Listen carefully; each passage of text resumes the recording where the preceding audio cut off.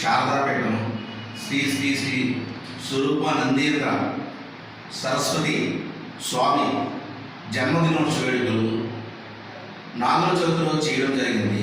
ఎందుకంటే ప్రతి సంవత్సరం కూడా ఆయన డేట్లు బట్టి చూడరు, ఆ చవితి ఆ యొక్క జాతకరీత్యా చవితి రోజే చేసుకుంటారు. లాస్ట్ టైము చాలా చక్కగా భారీగా చేయడం జరిగింది.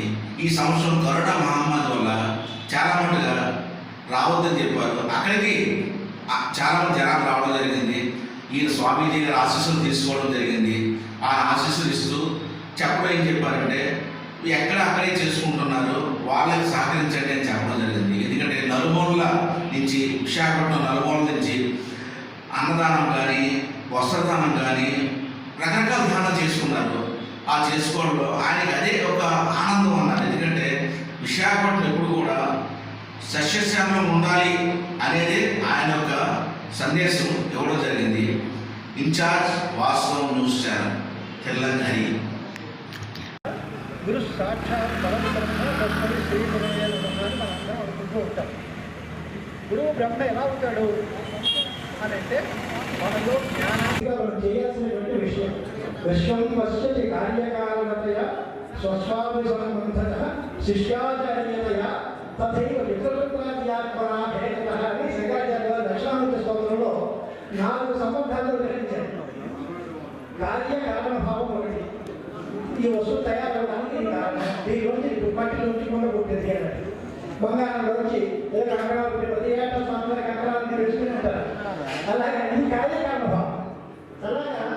అలాగే దానిలోనే శిష్య ఆచార్యుల యాగం ప్రసంగం. శిష్యుడు ఆచార్యుడు, ఆచార్యుల దగ్గరికి వచ్చిన శిష్యులు అందరూ బాగుపడతారు, జ్ఞానవంతులు అవుతారు.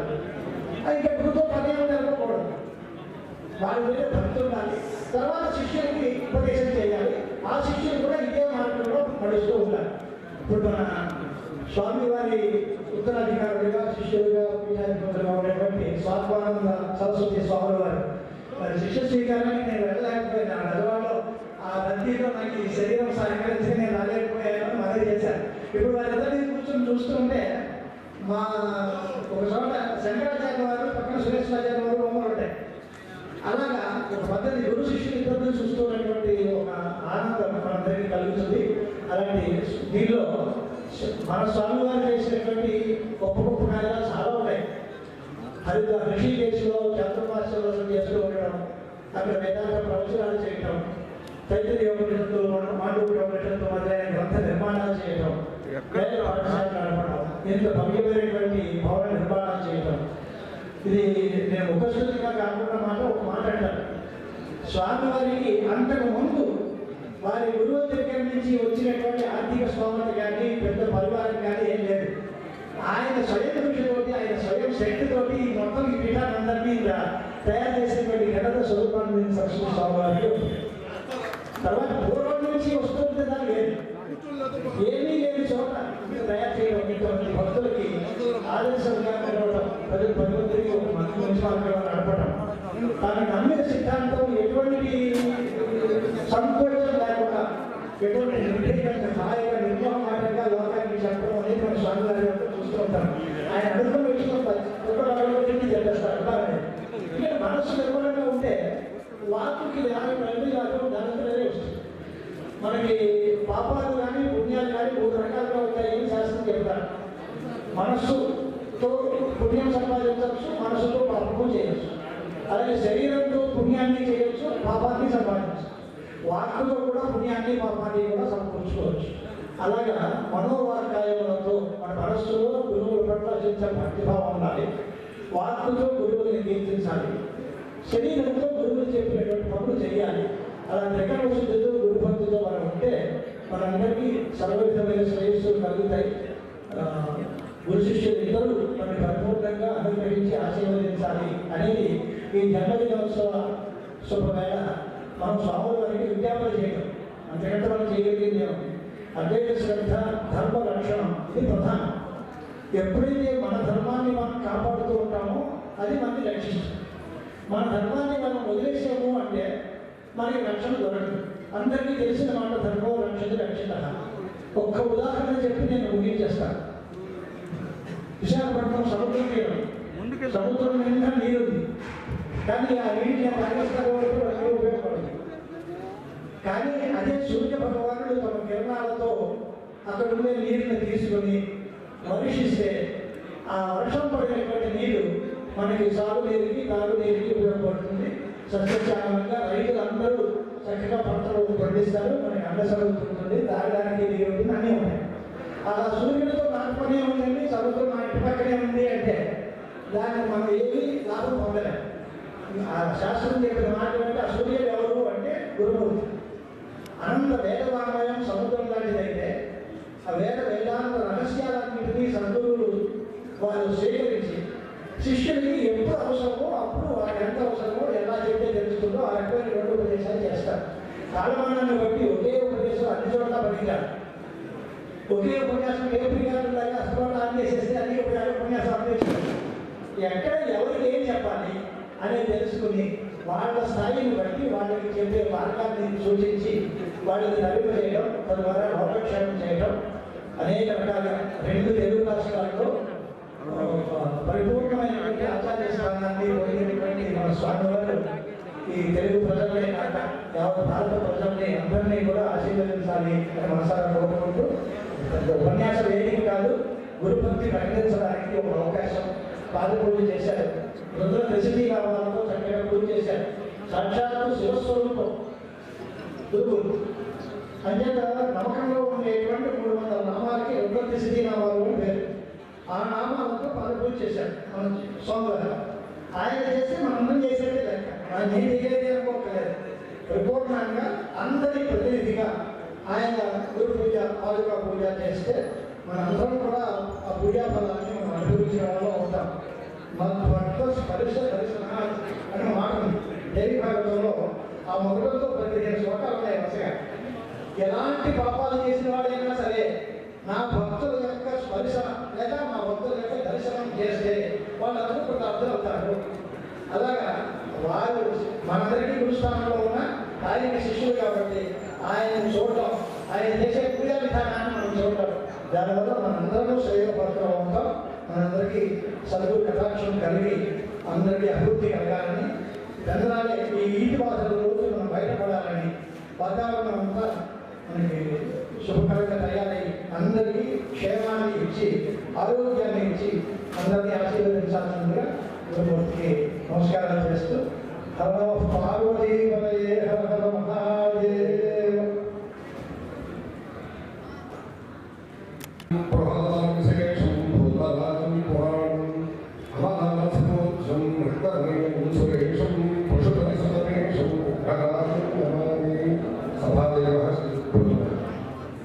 नमः शंभाय नमः योगभवे नमः शंकराय नमः स्कराय नमः शिवाय शिवपाय च एवं చెప్పుకుంటూ ఉండాలి. స్వాత్మాన్ని సంస్కృతివారు స్వరూపాలను సంస్కృతివారికి పదములలో ఏమంటే వారికి శారీరకమైనటువంటి ఎటువంటి రుగ్మతలు లేకుండా అందుకే మనకి ఇష్టిలో ఇష్టిలో ఎప్పుడున్నా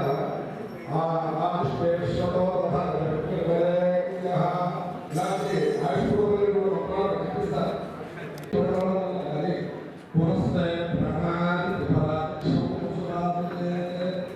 ఒకవేళ ఈ దేహాన్ని వదిలి ఈ భాగం వెళ్ళిపోయినప్పటికీ కూడా ఈ శక్తి అది కాబట్టి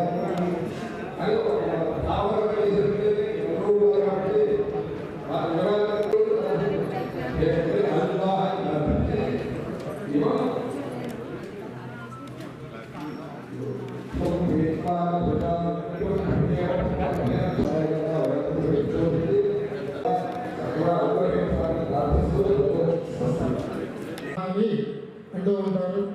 ఈ పీఠం అనతి కాలంలోనే గొప్పదైనటువంటి స్థితికి చేరుకుంది. 2 రాష్ట్రాలలోని ముఖ్యమైనటువంటి కూడా సర్వ సౌకర్యాలు కలిగేటట్టుగా స్వామివారు చేస్తున్నారు.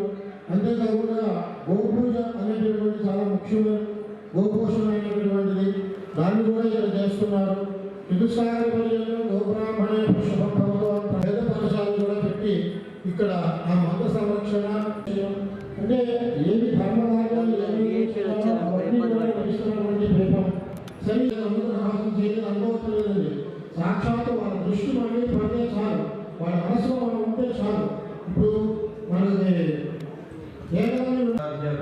तं प्रणमामि मुदान्वाम् अस्मन्तु చరణారవిందాభ్యాం. ఈరోజు చాలా పరమ పవిత్రమైన రోజు. ఎందువల్లంటే సంవత్సరం మొత్తం ప్రతి భగవంతునికి ఒక తిథి వార నక్షత్రాలతో కూడి మనం ఆరాధన చేస్తూ ఉంటాం. కానీ పొడుగునా కూడా భగవంతుని స్వరూపంగా భావించే గురువుల్ని మనం స్మరిస్తూనే ఉంటాం. ఈరోజు ప్రత్యేకం ఏమిటంటే గురువుల జన్మదిన మహోత్సవం మన అందరి యొక్క అజ్ఞానాన్ని తొలగించి జ్ఞానాన్ని ప్రసాదించే గురువుల్ని ఆరాధించుకునే ఒక గొప్ప పర్వదినం ఈరోజు. అంధకారంలో మునిగిపోతుంది అని, మరి ఈ విశ్వానికి ప్రకాశింపజేసేది ఎవరు అంటే సూర్యచంద్రులని మనం చెప్తాం. మరి గురువు సాక్షాత్తు మానవ స్వరూపంగా కదలాడుతూ ఉంటే వారు ఏ రకంగా మనల్ని రక్షిస్తారు అంటే మానవ మనోజగతిలోని ఉండే అజ్ఞానం అనే అంధకారాన్ని వారి యొక్క వాగ్బాణాల ద్వారా మన యొక్క అజ్ఞానాన్ని తొలగించి జ్ఞానాన్ని ప్రదానం చేస్తారు వారు. అంత గొప్ప గురుస్థానము మన భారతదేశంలో ఈనాడు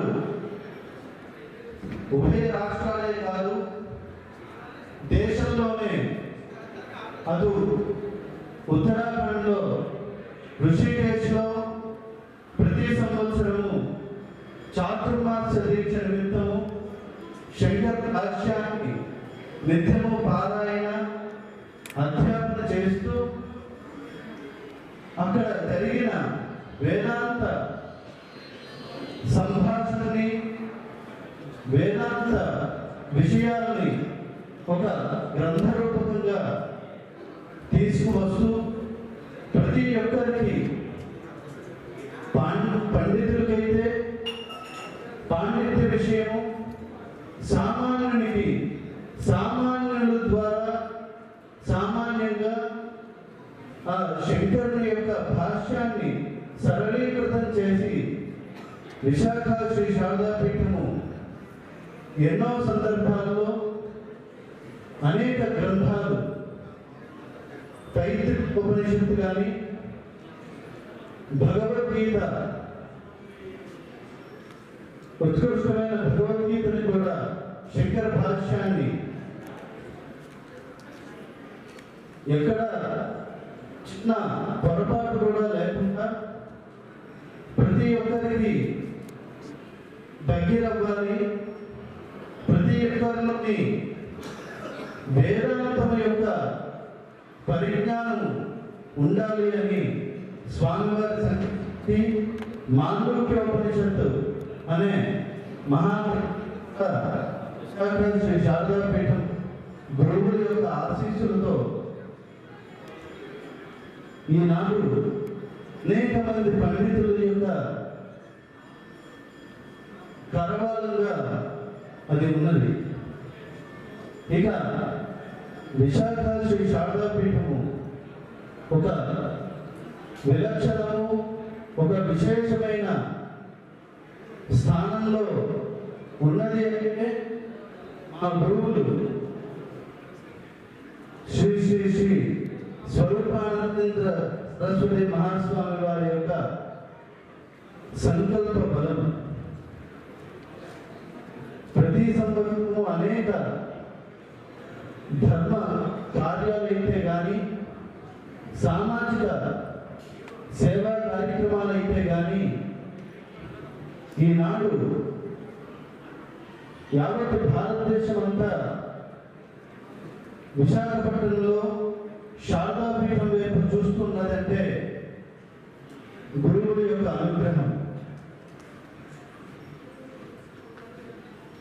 ఇక ఒక చిన్న విషయం మనందరికీ తెలుసు, రుద్రాక్షమాల అనేది. అది ఒక్కసారి వెనక్కి నొక్కితే ఇంకొక పూస పైకి వస్తూ ఉంటుంది. అలాగే విశాఖ శ్రీ శారదాపీఠం గురు పరంపర కూడా ఒక గురువు జ్ఞానజ్యోతిని వెలిగించి ఆ జ్యోతిని తన శిష్యుడికి అందిస్తూ తరువాత వెనక్కి వెళుతూ ఆ పరంపరని ముందుకు తీసుకువెళ్తూ ఉంటుంది. ఇక్కడ కూడా గురువుల యొక్క జ్ఞానాన్ని సర్వమానవానికి అందిస్తున్నప్పటికీ మా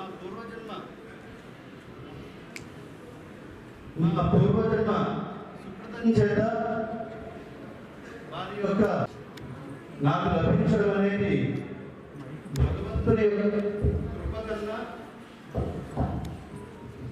భగవంతుని యొక్క కృప కన్నా మా గురువుల యొక్క అపూర్వమైన ఆశీర్వాదము మాపై ఉన్నదని నేను మనస్ఫూర్తిగా విశ్వసిస్తున్నాము. ఈరోజు ఇంత గొప్ప గురు పూజ మహోత్సవం మీ అందరి తరపున మేము చేశామంటే మేము ఎంతో అదృష్టంగా భావిస్తున్నాము. ఎంతో మంది పీఠం యొక్క భక్తులు, స్వామివారి యొక్క శిష్యులు రాష్ట్రం నలుమూలల అనేక కార్యక్రమాలు, సేవా కార్యక్రమాలు ఈరోజు చేస్తూ ఉన్నారు.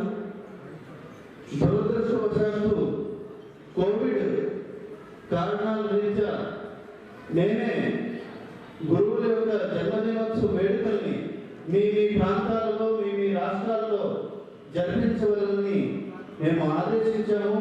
దానికి అనుగుణంగానే ప్రతి జిల్లాలోని సుమారు ఒక 10 చోట్ల సేవా కార్యక్రమాలు, రక్తదాన శిబిరాలు, వైద్య శిబిరాలు ఏర్పాటు చేసి, అన్నదానాలు ఏర్పాటు చేసి తెలంగాణ, కర్ణాటక, తమిళనాడు, అటు యూపీ, ఉత్తరాఖండ్, ముఖ్యంగా ఆంధ్ర రాష్ట్రంలో నలుమూలలా జరగడం అనేది మాకు ఎంతో సంతోషమైంది.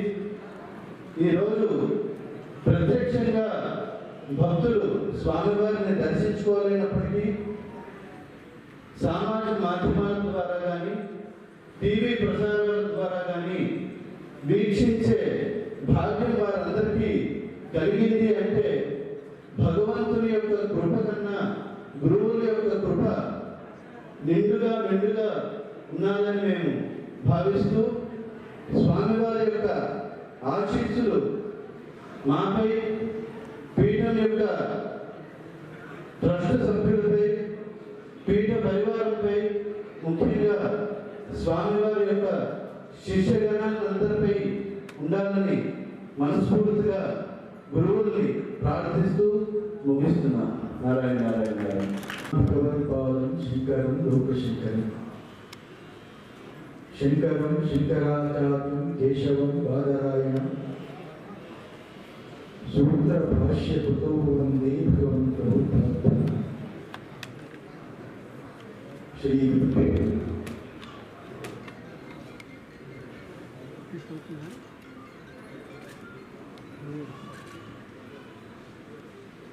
ఈ విశాఖ శ్రీ శారదాపీఠం ఇంతలా మలచబడింది అంటే భగవంతుడు నాపై పంపించిన అనుగ్రహమే తప్ప వేరొక కారణం కాదు. ఎందువల్లంటే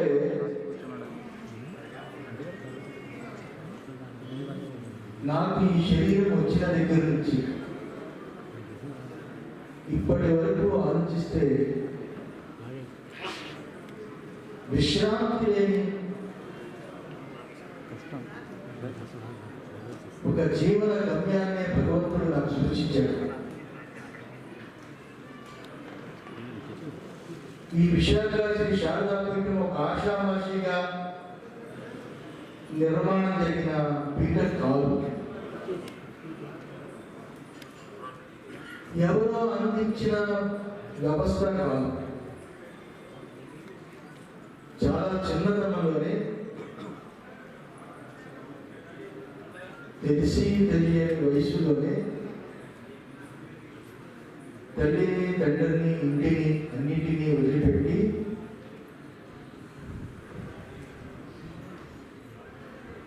ఋషికేశ్ హిమాలయ ప్రాంతంలో 16 సంవత్సరాలు ఈ దేహంలో జీవుడు ఉండి కనీ విని ఎరుగని ఒక కఠినమైన తపస్సుల నా ఇష్ట దైవం సుబ్రహ్మణ్యేశ్వర స్వామి ఉపాసన ప్రతినిత్యం అక్కడ ఉన్న కైలాసాశ్రమంలో ప్రస్తావత్రయ భాష్యం అలా జీవితం అంతా కూడా ఉపాసన వేదాంతంతో చాలా శ్రమతో చెప్పాలి అంటే ఒక దగ్గర పాఠము, ఒక దగ్గర వ్యాకరణము. నారాయణానంద సరస్వతి అని స్వామి వారు చాలా వచ్చినాయి. వారి దగ్గర ఇప్పుడు కనుక కైలాసాశ్రమంతో అప్పుడు కనుక ఉన్న స్వర్గాశ్రమకు అనేది కొంచెం తర్కం. ఇలా విద్యా ఉపాసన హిమాలయాలంతా కూడా కేదారు, బరి, గంగోత్రి, యమునోత్రి, ఋషికేశ్ నుంచి కాలి నడిచి నా వెంట సుబ్రహ్మణ్యేశ్వర స్వామి ఉన్నారు అని భావంతో చాలా కాలం ప్రయాణం సాగింది. ఇదంతా ఎందుకు చెప్తున్నాను అంటే విశాఖ శ్రీ శారదాపీఠం ఒక సుబ్రహ్మణ్యేశ్వర స్వామి యొక్క ఉపాసన పీఠం. ఇంతగా నేను గత 30 సంవత్సరాల నుండి ఉన్నది ఉన్నట్టుగా మాట్లాడి, ఈ రోజు చాలా మంది మాట్లాడుతున్నారు మతం కోసం, కానీ 30 సంవత్సరాల నుంచి 2 రాష్ట్రాలు కలిసి ఉన్నప్పటి దగ్గర నుంచి మతం కోసం ఉన్నది ఉన్నట్టుగా మాట్లాడడానికి, ఏ మాత్రం కూడా భయం లేకుండా నిర్భయంగా మాట్లాడడానికి, నేను పుట్టిన ఈ 4వ చవితి కారణమోది మేము ఉపాసించిన ఈ సుబ్రహ్మణ్యేశ్వర స్వామి యొక్క అనుగ్రహం ఉంది. మాది ఇప్పుడు చాలా సుబ్రహ్మణ్యేశ్వర స్వామి యొక్క మీరు ఆ ధ్యాన శ్లోకాలు కొంతమంది చూసి ఉంటారు, దాన్ని అర్థం చేసుకుంటే తెలుస్తుంది. ఆ కుమారతంత్రం అని సుబ్రహ్మణ్య స్వామి ఆరాధన విషయం, ఆగమం ప్రకారంగా అర్చనా విధులు, 6 ముఖాలతో కూడుకున్న 6 మూర్తుల యొక్క పూజ అని చదివితే ఆయన తత్వం ఎంత రజస్సుగా ఉంటుందో మీకు అర్థమవుతుంది. చెప్పాలి అంటే అంత రజస్సు నాకు సుబ్రహ్మణ్య స్వామి ఇచ్చాడు. కానీ దాన్ని బాగా తగ్గించింది మా గురుదేవుడు ఇచ్చిన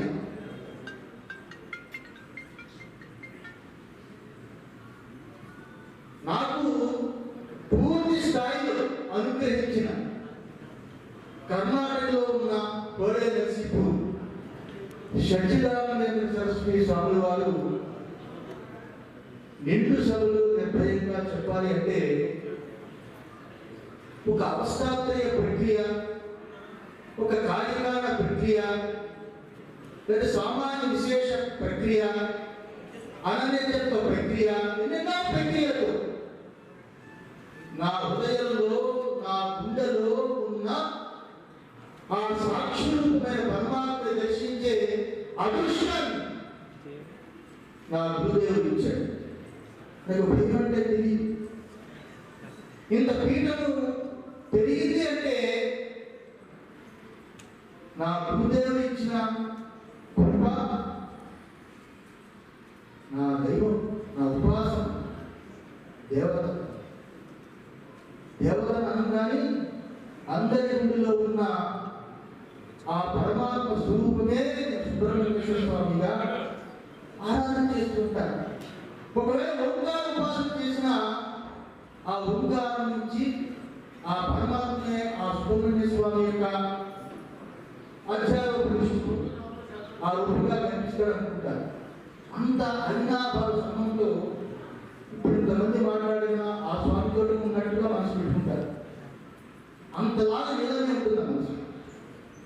ఇదంతా ఎందుకు చెప్తున్నాను అంటే విశాఖ శ్రీ శారదా పీఠం ఉపాసనా పీఠం, రాజశ్యామల ఆరాధన పీఠం, వేదాంతంలో నిత్యం అనుభవంలో ఉన్న పీఠం. ఈ పీఠం ఇలాగే కొనసాగాలి.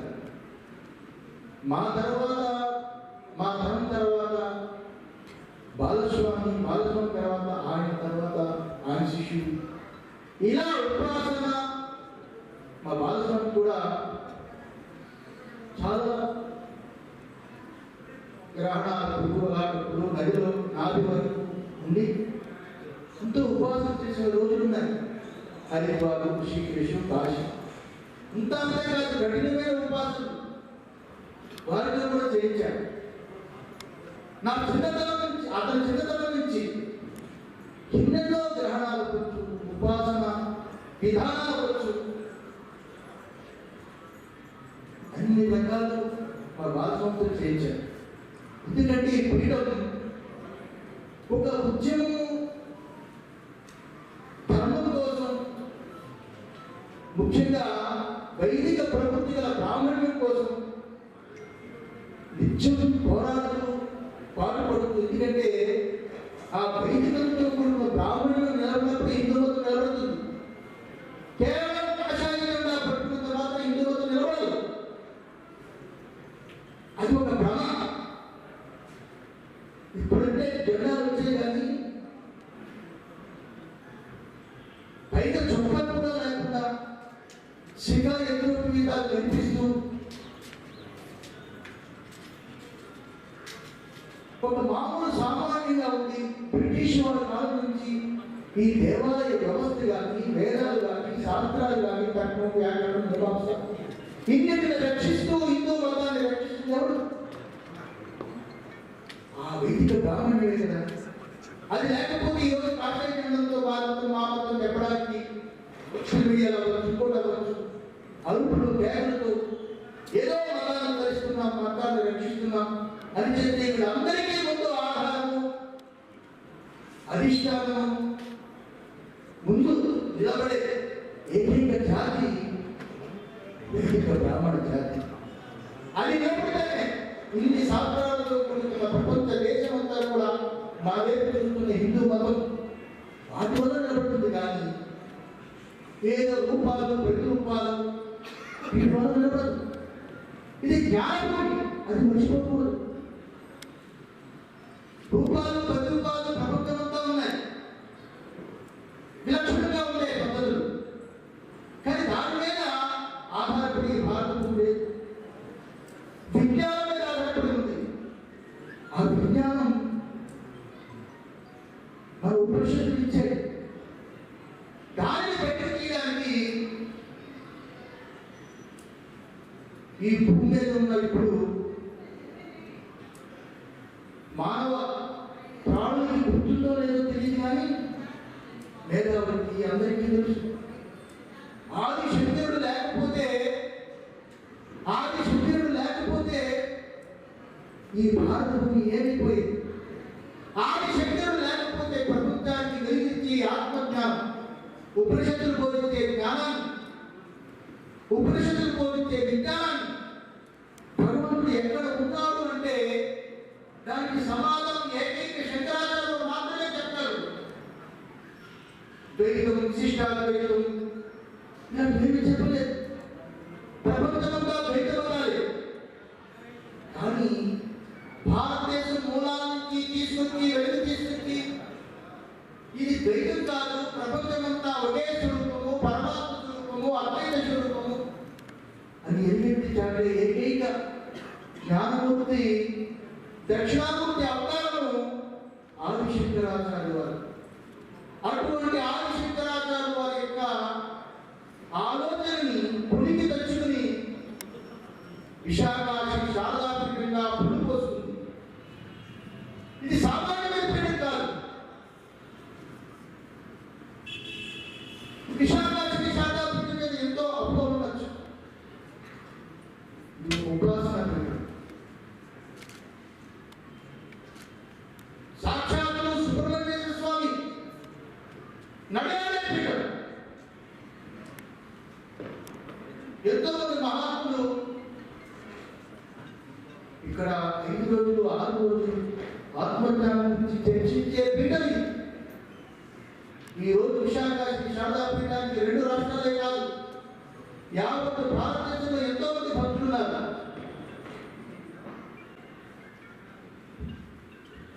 స్వామివారి బయటికి పర్యటనకి వెళ్ళారు అంటే విశాఖాక్షి శారదా పీఠానికి ఉన్నంత భక్తులు ఏ పీఠానికి ఉండరు. అంత పెద్ద సంతోషం. కారణం ఏమిటి అంటే ఈ శారదా పీఠాలే కాదు, ఈ శారదా పీఠాన్ని పీఠాధిపతిగా ఉన్న అతను కూడా ఆవహించి ఉంటుంది సుబ్రహ్మణ్య స్వామి యొక్క చైతన్యం. దానితో పాటు ముక్తి దొరకాలి అంటే ఆదిశంకరాచార్య వారి యొక్క అనుభవైక వేదాంతము విశాఖాక్షి శారదాపీఠంలో దొరికింది. దాన్ని ఋషికేశ్లో ప్రతిరోజు 2 పూటలా గంగాస్నానం చేసి 4 పూటలు వేదాంత పాఠాలు దాన్ని ఏ రకంగా అనుభవంగా చూసుకోవాలి, ఇక్కడ భాష్యాన్ని ఏ రకమైన విచారణ లేకుండా వేరే లౌకిక విషయాలు లేకుండా దాని అందే ఉండే ఏకైక పీఠం విశాఖాక్షి శారదా. ఇటువంటి విశాఖాక్షి శారదాపీఠం, ఇలాంటి విశాఖాక్షి శారదాపీఠం పురుడు పోసుకుంది అంటే అది సుబ్రహ్మణ్య స్వామి యొక్క సంకల్పం. 4వ జయంతి నాడు ఈ శరీరం పుట్టింది అంటే అది సుబ్రహ్మణ్య స్వామి యొక్క కానుక. ఈ రోజు వరకు ధర్మం కోసం నిలబడింది అంటే విశాఖాక్షి శారదాపీఠం సుబ్రహ్మణ్య స్వామి కలుగు. ఈరోజు నాకు చాలా ఆనందం వేసింది. కారణం ఏమిటి అంటే 4వ జయంతి అయితే నా శిష్యుడు విశాఖాక్షి శారదాపీఠం భక్తులు పుట్టలో పాలు పోయాలి, భార్యాపిల్లల సమేతంగా అక్కడికి వెళ్ళాలి అని బాగా నమ్మకం ఉన్నవారు కూడా స్వామివారి దగ్గరికి వస్తే చాలు. స్వామివారు ఆ రోజు సుబ్రహ్మణ్య స్వామికి అభిషేకం చేస్తే మా అందరి చేతులతో చేసినట్టు అని భావించి ఉన్న భక్తలోని ఉన్న ఏకైక పీఠం విశాఖాక్షి శారదాపీఠం.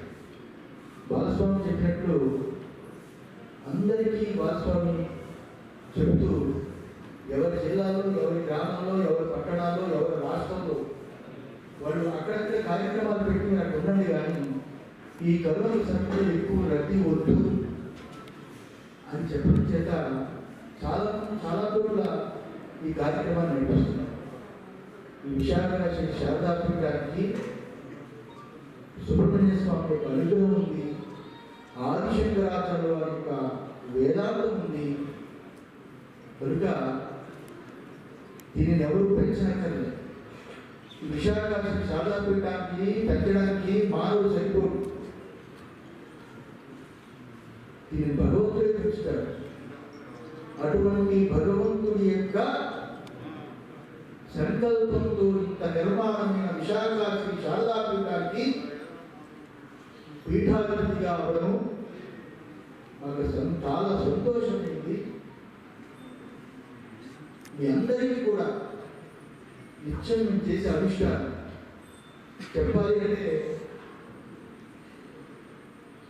మీరందరూ అంటే మా శిష్యులందరూ నా అవయవాలుగా భావిస్తారు. నేను జపం చేసిన, అనుష్ఠానం చేసిన, పూజ చేసిన, ఒక ఆహారం తీసుకుంటే సప్త ధాతులుగా మారి మనకున్న అవయవాలన్నిటికీ ఎలా బలమిస్తుందో మా అనుష్ఠానం కూడా మా శిష్యులు, నా అవయవాలుగా ఉన్న సకల శిష్యులకి ఆ స్వామి యొక్క కృపా కటాక్ష వీక్షణాలు పరిపూర్ణంగా ఉండాలని ఆశీర్వదిస్తూ ముగిస్తున్నాను.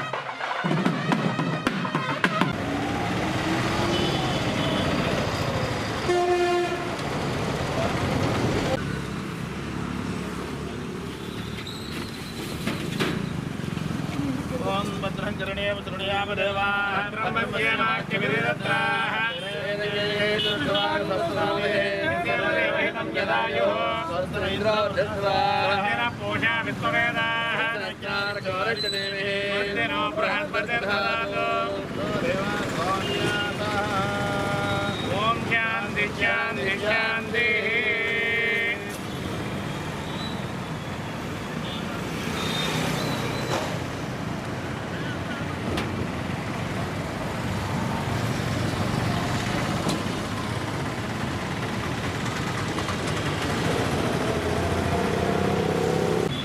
నా పేరు నేతేటి బద్రీనాథ్ అండి.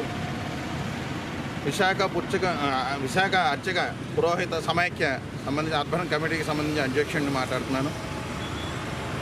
నడయాడే దైవం ప్రత్యక్ష గురువులు జగద్గురువులు శ్రీ రూపానందేంద్ర స్వామి వారి యొక్క జన్మదిన మహోత్సవ సందర్భంగా ఈరోజు చిన్నముషిడివాడ గౌరీ శంకర పరమేశ్వర ఆలయంలో సుబ్రహ్మణ్యేశ్వర స్వామి ఆలయంలో స్వామివారి యొక్క విద్యార్థి అయినటువంటి శాస్త్రి గారి ఆధ్వర్యంలో పంచామృత అభిషేకాలు చేసుకొని తదనంతరం పురజనుల యొక్క సహృదుల యొక్క భక్తుల యొక్క విశ్వాసాన్ని గైకొనాలనే ఉద్దేశంతో ఈరోజు ఈ విధంగా అన్నప్రసాద వితరణ కార్యక్రమం నిర్వర్తించడం జరుగుతోంది. దీనికి గాను ముఖ్య అతిథులైనటువంటి ఈ చిన్నముషిడివాడ సుజాత నగర్ యొక్క పురుషోత్తపురం యొక్క కార్యవర్గ సభ్యులు ఆయన వైఎస్ఆర్సీపీ సోషల్ మీడియా అయినటువంటి అధ్యక్షులైనటువంటి చందు గారి ఆధ్వర్యంలో ఈ కార్యక్రమం నిర్వర్తించడం చాలా అంగరంగ వైభవంగా జరుగుతోంది. ఈ కార్యక్రమం చాలా సంతోషిస్తున్నాం. ధన్యవాదాలు. నా పేరు సుబ్రహ్మణ్య సుధాకర్ శాస్త్రి. శారదాపీఠ పూర్వాశ్రమంలో స్వామివారి దగ్గర విద్యాభ్యాసం చేశాను నేను. అయితే ఈ కరోనా మహమ్మారి వల్ల స్వామి పీఠానికి వెళ్ళలేని పక్షాన మా గురువులైన శ్రీ శ్రీ శ్రీ స్వరూపానంద సరస్వతి మహాస్వామివారి జన్మదిన శుభాభినందనలు తెలుపుతూ ఆయనకి మా ఆలయంలో గౌరీ విశ్వేశ్వర ఆలయంలో వేయించేసి ఉన్న సుబ్రహ్మణ్య స్వామి ఆలయంలో ఉదయం నుంచి స్వామికి పంచామృతాభిషేకం గావించి మా స్వామి ఎల్లవేళ ఆయురారోగ్యాలు కలిగించమని మా సుబ్రహ్మణ్య స్వామి వారి దండం పెట్టుకొని ఆ ప్రసాద వితరణకై స్వామికి నివేదన చేసిన చిత్రాన్నం పులిహార అందరికీ కూడా ప్రసాదం ఇక్కడ వితరణ చేయబడుతోంది. ఆ విధంగా స్వామి అనుగ్రహం పొందడానికి మేము అందరూ బాగుండాలని చెప్పి ఇక్కడ ప్రసాద వితరణ చేస్తున్నాం. స్వస్తి మంగళం. నా పేరు విజయ్ కుమార్ శర్మ అండి. నేను శారదాపీఠంలో పూర్వ విద్యార్థిని. స్వామివారు ఆ సద్గురువుల యొక్క అనుగ్రహం మాకు మరియు ప్రజలందరికీ ఉండాలని, అలాగే ఈ యొక్క సూక్ష్మాతి సూక్ష్మ క్రిమికీటక నాశన దోషం కోసం, అలాగే స్వామివారు ఇంకా ఎన్నో గొప్ప కార్యాలు చేపట్టాలని కోరుకుంటూ స్వామివారికి ఈరోజు సుబ్రహ్మణ్యేశ్వర స్వామి ఆలయంలో పంచామృతాభిషేకం చేశాం. అలాగే వైఎస్ఆర్సీపీ నాయకుల యొక్క ఆధ్వర్యంలో వాళ్ళ యొక్క సహాయంతో ఏర్పాట్లన్నీ కూడా చేసుకొని పులిహార వితరణకి ఇక్కడ ఏర్పాటు చేసామండి.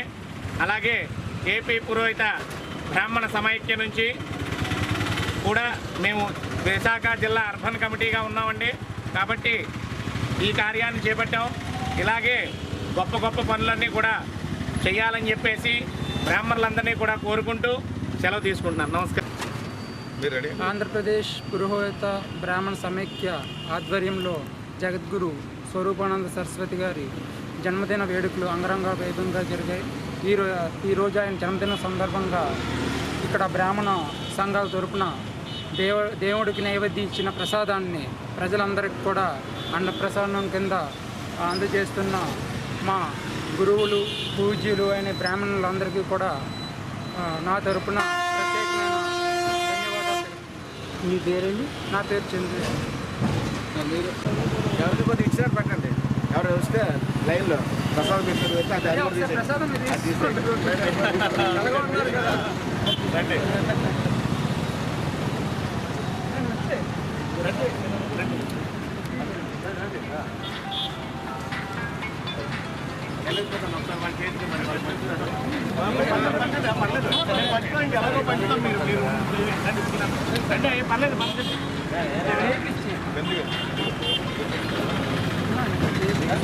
మా వాళ్ళ ఆరోగ్యం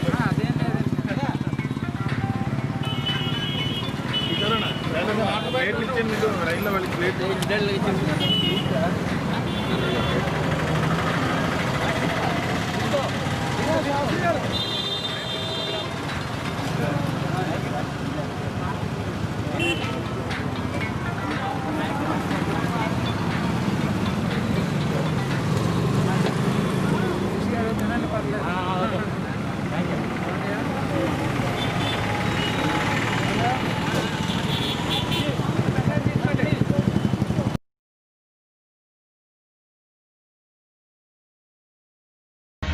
ఈ వీడియో మీకు నచ్చినట్లయితే లైక్ చేయండి, షేర్ చేయండి, సబ్స్క్రైబ్ చేయండి, పక్కన ఉన్న బెల్ బటన్ యాక్టివేట్ చేయండి. మరిన్ని వీడియోలతో మీ ముందుకు వస్తాం. అంతవరకు సెలవు. Bye bye.